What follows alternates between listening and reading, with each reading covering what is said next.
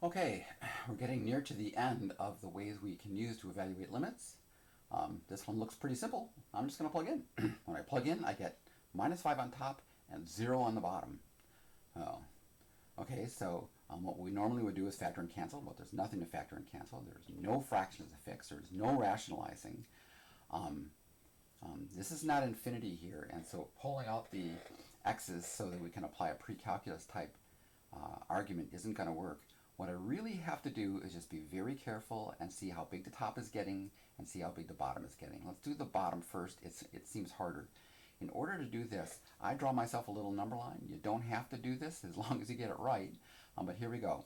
When someone says x arrow minus 5 minus, what are they asking about? They're saying we're plugging in numbers just a little bit to the left of minus 5.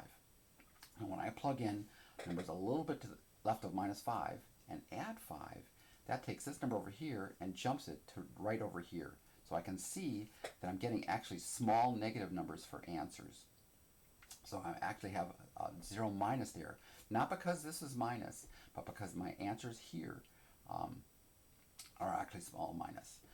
Believe it or not, that's enough to be able to actually finish, because I just want to see how big the fraction is getting. The top is close to minus 5. It's going to be negative. I don't care if it's a little bit bigger, a little smaller. However, the bottom is very important, that that's a tiny negative number. When I take minus 5 over a tiny number, I get a huge number. When I take minus 5 over a tiny negative number, I know I get a huge positive number, and the way we write that is that we say that the limit equals infinity.